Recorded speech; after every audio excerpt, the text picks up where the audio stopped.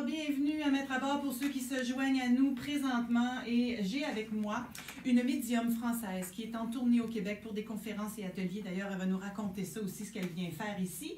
Mais moi, je l'ai vue dans un documentaire sur un lieu très particulier, un lieu supposément hanté en France, qu'on appelle le château de Fougeray, c'est bien ça, oui. Comme ça qu'on l'appelle. Alors, je vous la présente tout de suite, elle s'appelle Joëlle Pfeiffer, mais elle a un nom d'artiste. Alors, moi, je ne sais pas si les médiums en France sont tous des rockstars, mais elle a un nom d'artiste, et c'est Claire Reliance. Alors, bon, comment je vous appelle? Joëlle ou Claire? Comme vous voulez. J'ai commencé par Claire Reliance parce que je voulais garder l'anonymat. Ah bon? Et là, finalement, vous êtes devenue une rockstar, vous n'avez pas le choix. Ouais, c'est-à-dire qu'il y a beaucoup de gens qui me connaissaient après des consultations, qui savaient très bien le nom sur la porte, c'était pas du tout celui de Claire Reliance. Puis j'avais du mal pour les consultations aussi par téléphone. Les gens m'envoyaient des chèques et Claire Reliance pour mon facteur, ça ne lui disait rien. Et c'est aussi parce que c'est une espèce d'expression consacrée, si je comprends bien, que les gens utilisent aussi pour parler de clairvoyance, parce que j'ai vu ça sur le web. C'est parce que j'ai été voir une conteuse médiumnique qui s'appelle Hélène Mirand, que je vais voir tous les 3 mois à peu près, depuis 2 ans, et qui, en channeling, m'a dit que j'étais la Claire Reliance, tout simplement. J'étais la ligne claire et que j'étais la Reliance. Okay. Donc, c'est devenu Claire Reliance. Mais je comprends. Donc, vous avez utilisé l'expression consacrée. Je me suis cachée derrière ça et ça m'a bien. Et là, je comprends, je vais juste traduire, vous avez dit channeling, là, dans le fond, c'est le même mot qu'on utilise, mais c'est quoi le channeling pour les gens qui ne savent pas c'est quoi? Ce sont des médiums qui entrent dans une forme de je dirais, conscience altérée ou d'état altéré et qui vont recevoir des messages de d'autres dimensions, semble-t-il, selon les études américaines, en tout cas là-dessus. Fait que, Joëlle, je vais vous appeler Joëlle. Je trouve que ça vous va très bien. C'est mon père m'a donné. N'est-ce pas? Alors, Joëlle, donc, vous êtes une médium qu'on appelle de lieu. D'abord, racontez-moi votre parcours, ça vient d'où tout ça, puis qu'est-ce que ça fait, qu'est-ce que ça mange en hiver, comme on dit ici au Québec, une médium de lieu. D'accord. J'ai toujours été intuitive, ce que vous appelez intuitive, très intuitive, avec une enfance un peu perturbée par des choses que je voyais ou que j'entendais, mais j'avais une mère assez très sévère qui sortait d'un couvent pour se marier. Donc, si on commençait à lui parler de ce que je voyais la nuit ou de ce que j'entendais, ça ne pouvait pas être possible. Et qu'est-ce que vous voyez la nuit? Qu'est-ce que vous entendiez exactement? Des gens, ce que j'appelle des gens que j'aime beaucoup. Des êtres. Ils font beaucoup moins de bruit que les vivants. Donc, il faut être plus à l'écoute. Ils sont tout autour de nous, hein. Ils m'accompagnent là ce matin, plus il y a vos défunts qui sont là probablement, hein, mais il y a beaucoup de monde, toujours beaucoup de monde. Il ne faut pas s'imaginer. Très souvent, je dis aux gens, arrêtez de regarder au ciel, ils n'y sont pas, ils sont là à côté de vous. OK, alors justement, là, puisqu'on en parle, est-ce que c'est quelque chose que vous pouvez faire directement comme ça, si je vous dis qui est à côté de moi? Est-ce que vous ressentez des présences présentement autour de moi? Parce que je peux vous dire que j'ai perdu des gens très proches de moi dans les dernières années. Là, j'allais vous dire, je ne vais pas vous le faire, je suis fatiguée. Déjà, je sors de 2 heures, plus de 2 heures hier soir et 2h15 en conférence. Je suis épuisée, fatiguée. Et ça, quand vous êtes épuisé, fatigué, ça je suis obstrue le canal ou ça J'ai essayé de manger hier comme une folle. Hein. Ils l'ont vu, effectivement. Je me remplis parce que vraiment, je perds en énergie, je ne suis pas bien. J'arrive bien à dormir ici, ça va, mais je me sens fatiguée, complètement fatiguée. Donc, ça vient avec un coût énergétique, ce métier-là. C'est ça que vous êtes en train de me dire. Bon, parce que c'est Marcel Boyer, c'est ça, voilà, que je connais bien et qui travaille. Il faudrait que vous l'invitiez parce qu'il a une spécificité qui est très intéressante, je trouve. Qui est Marcel Boyer? C'est un médium c'est un soignant. OK, c'est un Français? Mais il est doué... Non, c'est un Québécois. Bon, OK, alors je regarderai ça, voilà. Je ne connais pas du tout. Et donc, m'a dit, il m'a vu 2 fois en canalisation, ce que vous appelez en canalisation. Il m'a dit, écoute, c'est pas possible parce que je te vois monter comme ça, je te vois descendre, monter. Comment tu fais? Je lui ai dit, je ne sais pas, mais je sais que je suis comme en lévitation. Je ne suis plus dans mon corps et je suis avec les défunts, c'est-à-dire les photos sont là, je les prends et je suis avec les défunts. Voilà, ça, c'est quand vous êtes en consultation avec même un client. Même en conférence. OK, parce qu'en conférence, qu'est-ce que vous faites exactement? On reviendra sur votre parcours parce que là, vous avez ouvert une porte. Là. En conférence, les gens... alors, je suis censée faire une conférence. Je suis une très mauvaise conférencière. C'est Jean Nadeau qui dit qu'il y a trop de conférenciers. Il a raison. Je ne suis pas tout à fait d'accord avec tout ce qu'il dit, mais sur ça, Je suis d'accord, je m'accorde avec lui. Mais on s'entend que Et puisque vous avez un talent particulier, c'est pas la conférence qu'on va voir, mais c'est la Non. femme qui vient nous Oui. parler de son parcours Oui, et oui, qui. Est-ce oui. que vous faites en direct, par exemple, des messages aux gens qui sont dans la salle de C'est ça l'Arbre que des je fais. Fonds? C'est Ok, ça que alors je c'est fais. pas une Il me conférence, ça, pose- c'est un il channeling me pose- public. Ben, voilà, je me présente parce que nous sommes polis, mais ce que j'aime faire, et c'est ça qui me prend beaucoup d'énergie aussi, c'est qu'en fait, c'est comme s'il y avait une chape de plomb qui tombe sur la salle, sur les gens, parce qu'il faut arriver à les calmer, parce que j'entends trop de bruit. C'est la trop de cacophonie, là. Tous les Voilà. défunts sont là Et à attendre Votre corps leur fait tour. beaucoup de bruit. Donc hier, je sais pas combien, je crois qu'il y en avait soit plus de 70 personnes dans la salle. C'était une cacophonie dans ma tête et dans mon corps, c'était très agressif. Mais Donc, je je vais comprends, faire c'est le épuisant silence. votre affaire, là. Voilà. Et puis les gens, je leur demande tout de suite, quand ils arrivent, de poser les photos. Alors ils arrivent avec 4-5 photos. Je vais jamais y arriver. Et puis à partir de là, j'entends aussi les défunts et je les vois, ils me font signe, ils me disent moi, ma photo, moi. J'adore. Ils Voilà. font la ligne. Et je donne des messages, mais je n'ai pas de message universel. Je n'ai pas de message pour la Terre, pour les hommes en général. C'est très spécifique aux gens Voilà. qui sont là, qui sont en train Exactement. d'y un deuil, finalement. Je dis d'entrée aux gens que bien évidemment leurs défunts vont bien, qu'ils sont bien passés, pour utiliser une expression que vous aimez bien. Personnellement, je ne vois pas où c'est qu'ils passent quand ils passent, parce que là c'est un petit peu différent quand je les vois. Mais ils vont très très bien. Et après, quand je prends une photo, le défunt me parle d'un détail bien particulier. C'est comme ça que les gens peuvent identifier que c'est la bonne hier, présence. il y avait qui est une là. dame dans la salle, c'était sa mère ou sa grand-mère, je ne me rappelle plus parce que j'ai des... Et elle me parlait de petites perles. Mhm. Je dis à la dame, mais c'est quoi ces petites perles? Et elle m'a montré effectivement la bague de sa mère, c'était 4 petites perles. Ah, wow. C'était, voilà. C'est très joli, Donc ça. voilà, c'est des choses comme ça. Alors après, Alors, comment les gens effectivement, réagissent lorsque cette dame-là Ils pleurent. fondue en Ils larmes? pleurent. Voilà, c'est ce Ils que je pleurent, pensais. voilà, ils pleurent. C'est vrai qu'ils pleurent, les gens sont très émus parce que le détail est celui-là, exactement celui-là. Me demandez pas comment je fais, je ne le sais pas. Mhm. Il faudrait leur demander à eux comment ils arrivent à faire ça. Alors, on va retourner à votre parcours parce que, donc, enfant, vous étiez très sensitive, vous voyiez, Oui. vous Tout à entendiez. fait. Et ce que je comprends de tout ça, pour en avoir beaucoup parlé moi-même, c'est que les enfants sont tous, ou à peu près, en fait, tous les enfants sont médiums, entre Jusqu'à guillemets. 7 ans, je crois. Jusqu'à 7, l'âge de 8 7 ans, ans, je crois. exactement. Jusqu'à l'âge de raison, c'est Ouais. ce qu'on appelle l'âge de raison. Et par la suite, ils vont fermer le canal simplement parce qu'ils ne sont pas confirmés par leurs parents. Exactement. Vous n'étiez pas confirmé. Est-ce que votre canal s'est fermé pendant un certain Alors- temps et c'est revenu plus tard? Alors, je ne dirais pas qu'il s'est fermé, je dirais qu'il s'est mis en pause. Il s'est mis en pause, enfance difficile, adolescence très difficile, avec une mère, paix à son âme, mais castratrice, voilà. Donc, pas d'obligation de travailler, volonté de ma part de partir rapidement de la maison pour ne pas rester sous son joug. Donc, tout ça, c'était de la philosophie. Il fallait que je gagne ma vie et que je travaille. Donc, D'accord. Et tout comment ça, c'est c'était revenu compliqué. dans votre vie?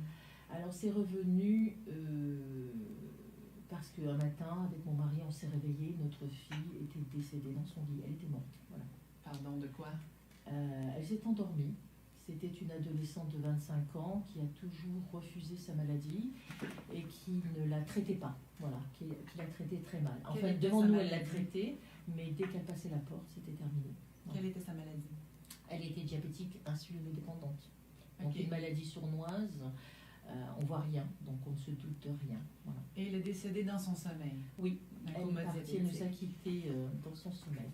Alors c'est tragique. Et comment ça s'est passé pour vous? Le canal s'est rouvert et vous avez eu un message d'aide? J'ai eu un choc, je présume que c'était un choc, mais je n'ai pas parlé, je n'ai rien dit, je n'ai pas réagi, je n'ai pas pleuré non plus.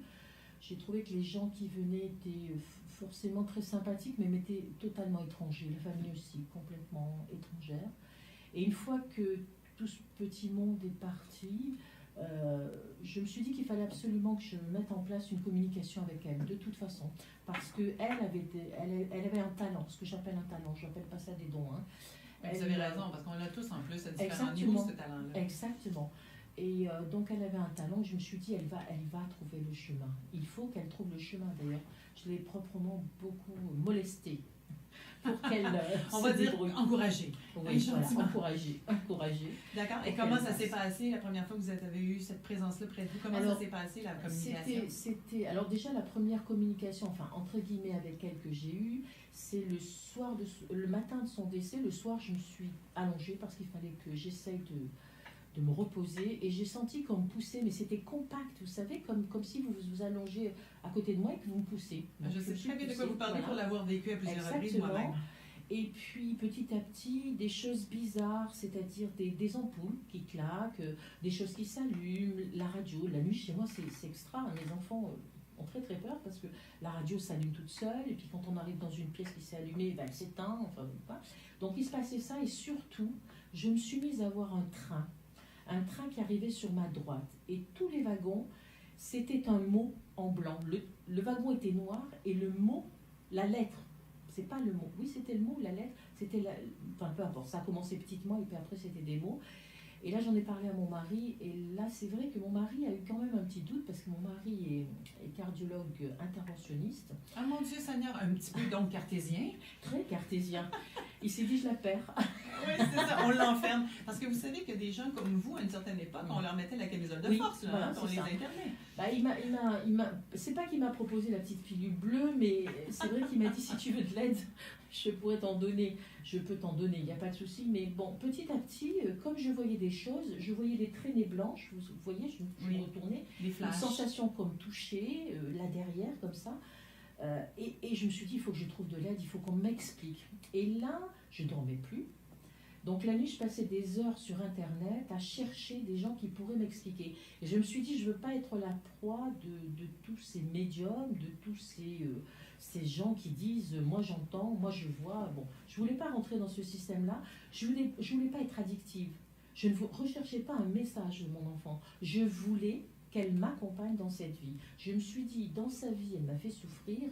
Dans sa mort, il faut qu'elle me donne de la joie. C'est tout simple. Ouais, mais c'est quand même un gros contrat aussi. Là. Vous vouliez qu'elle vous accompagne. Des fois, ils ont autre chose à faire.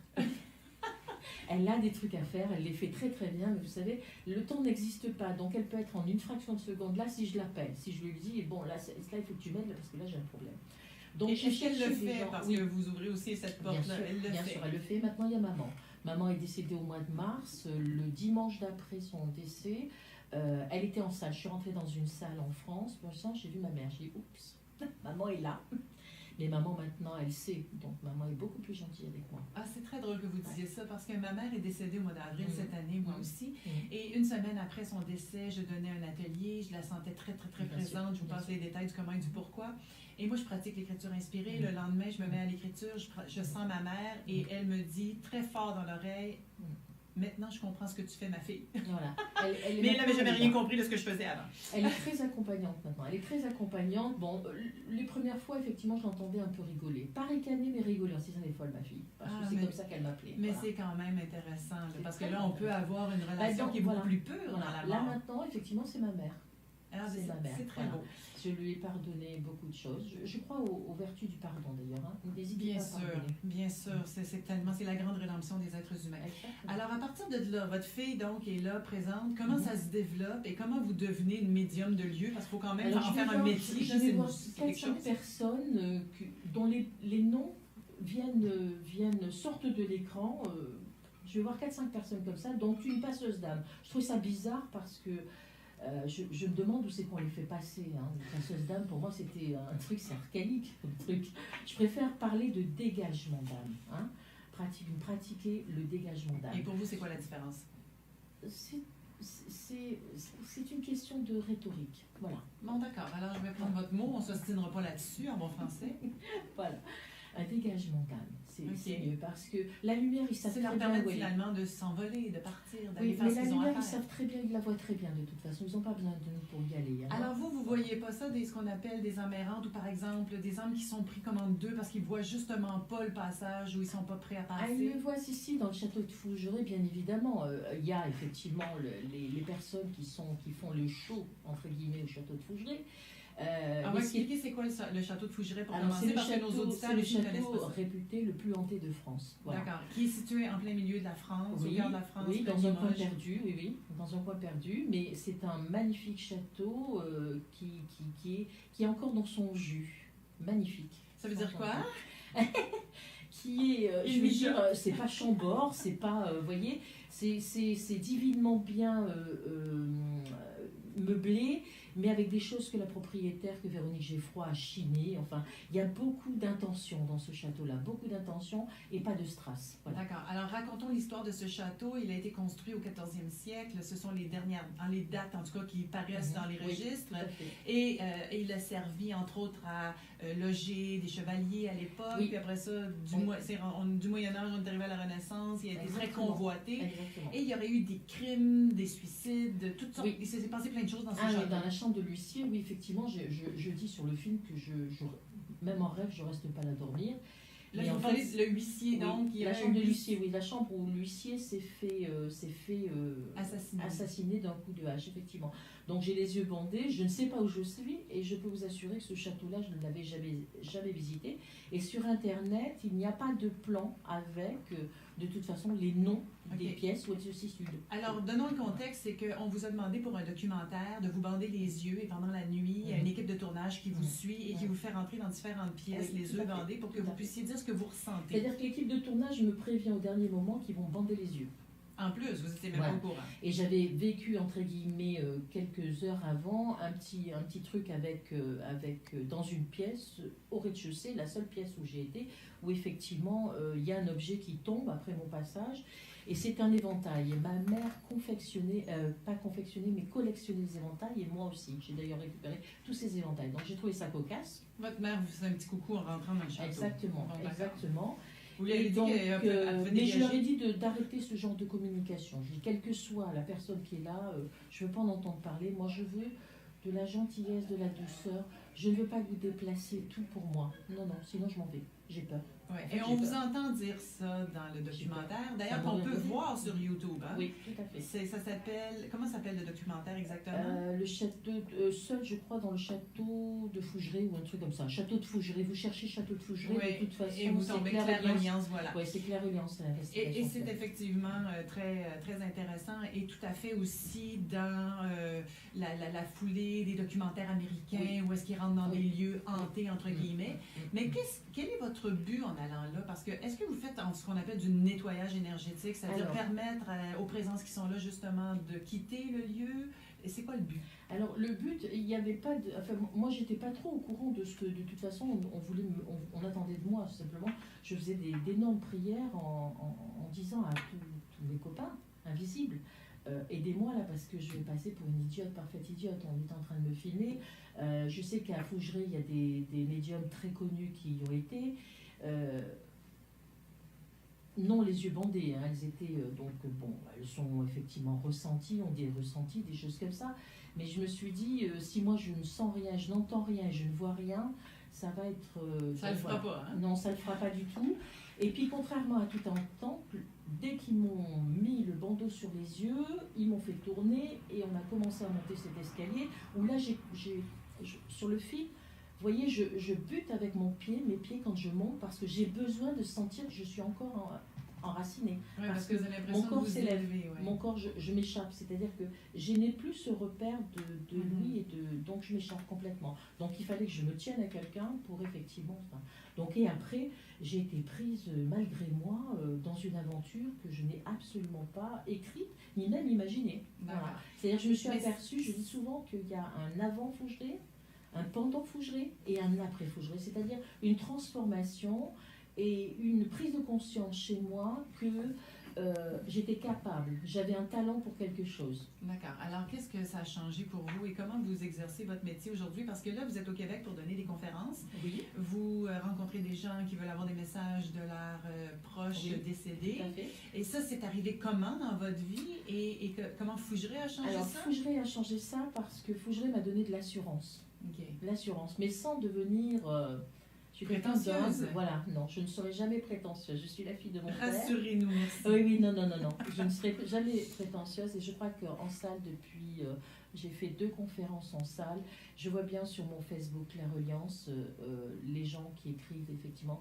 Ce qu'ils ont capté, c'est cette bienveillance que j'ai pour eux. Voilà. Okay. Et pour ceux qui nous écoutent en direct, vous avez d'autres conférences qui sont J'en ai une ce ce soir à Québec, à l'Hôtel Universel à 19h. D'accord. Alors, On m'a 25, demandé des consultations 25 privées, octobre. mais je ne peux pas les faire là, je n'avais pas le temps.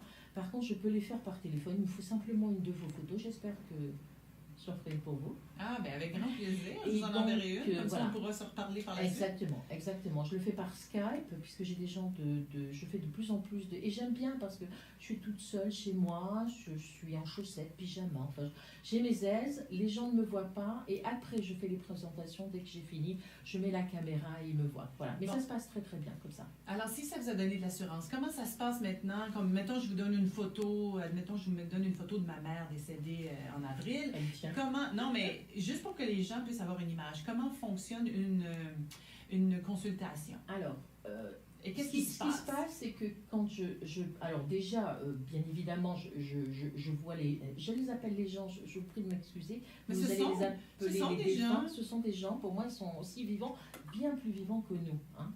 Ils ont beaucoup d'humour aussi. Comme hier soir en salle, effectivement, j'ai dû me déshabiller parce que j'avais très chaud, parce que, en fait, je me suis entendue dire, mais il a une crémation, parce que j'ai chaud, j'en peux plus là. Je ne pouvais plus, ils me mettent dans le four pour Oh, faire comprendre qu'ils ont une crémation. vous pouvez être fatigué?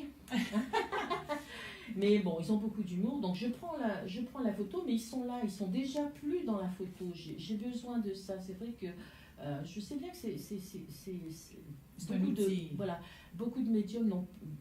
Moi, je n'ai besoin. plus besoin de photos. Ouais. Écoutez, moi, j'ai besoin de votre photo. Voilà. Moi, j'ai besoin d'une photo. Et pourquoi pas? J'ai besoin de votre photo à vous. J'ai besoin de la photo de la personne avec qui vous voulez avoir une communication. Et à partir de là, elle est là à côté de moi et elle me donne. Alors, c'est pas un papotage de salon. Hein. C'est tellement vraiment intense pour eux d'arriver à me faire entendre quelque chose ou me faire voir, parce que des fois, ils m'amènent sur des lieux. Hein. Comme au château de Fougeray, moi j'étais avec Jeanne d'Arc à un moment donné. Bon, bref. Est-ce que Jeanne d'Arc est réellement passée au Oui, château de Fougeray? Oui. Est-ce que vous le saviez? Oui, au je le départ? sais parce que j'étais dans une chambre, effectivement, où je parlais d'une femme connue qui n'avait pas été reconnue parce qu'à sa juste valeur, la preuve, on s'en est débarrassé. Hein. Et effectivement, il y avait dans cette chambre-là une statue de Jeanne d'Arc avec des documents, effectivement, qui sont liés à Jeanne d'Arc. Elle y est passée avec une escouade, enfin ce que vous appelez une escouade, des gens qui sont là. Comme je sais qu'il y a eu des Allemands, enfin je ne sais pas si c'est des Allemands parce que moi ils me parlent une langue que En je français. comprends. Hein, voilà. Donc voilà. Et dès que ils sont là, et ben, j'entends des choses, donc j'entends dans ma tête et j'entends autour de moi. Mhm. Et je les vois, donc ils me donnent une particularité des fois. Le détail qui tue, ce que j'appelle le détail qui tue, c'est-à-dire quelque chose qu'il n'y a que vous savez. D'accord. Et quelle est l'essence des messages? Qu'est-ce que ça fait aux gens? Alors de le recevoir sens, ces messages-là? je précise tout de suite aux gens, écoutez, ne me posez pas la question de savoir s'il est bien passé, s'il va bien, c'est ok. C'est correct, vous dites c'est correct. Ouais, c'est correct. C'est voilà. ok, tout est bon. Voilà, tout est bon, c'est parfait. On va aller sur l'essence même de ce qu'ils ont à dire. C'est-à-dire, par exemple, hier, j'ai pris une photo et puis je voyais, j'étais entourée de plein de valises. Mais alors, un nombre incalculable de valises. Je me demandais ce que c'était. Donc, à la personne qui était en face de moi, je lui dis, mais c'est quoi ces valises? Je lui dis, qu'est-ce qu'il avait avec ces valises? Elle me dit, mais c'est moi qui ai débarrassé son appartement et j'ai mis toutes ses affaires dans des valises et j'en ai dans mon grenier des valises et des valises de toutes ces affaires. Voilà. Ah, c'est fascinant. Voilà. C'est pour dire, ça ne fait pas avancer le monde, mais Ça leur permet de faire un deuil. Et de c'est savoir surtout que de se ça va dire, bien. ne soyez pas triste, ne pleurez pas. Vous voyez, s'il est capable de me montrer ce détail-là, il vous remercie déjà. J'avais une dame aussi dans la salle hier, sa maman voulait vraiment la remercier pour le soin qu'elle avait apporté à son dernier habillement. Wow. Voilà.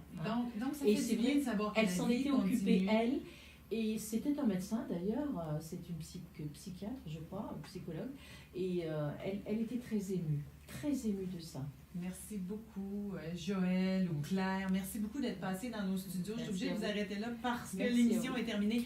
Mais on aurait pu vous entendre encore très longtemps. Je vous souhaite une belle conférence Merci. et une bonne fin de séjour Ouais, au je Québec. reviens, Et si on oui. veut vous contacter, soit pour avoir justement une consultation par Skype, c'est possible d'aller Oui, sur tout votre à site fait. Vous internet? entrez sur le site Claire Reliance. C'est un fond vert dans la nature avec moi tout en noir. C'est assez reconnaissable d'ailleurs.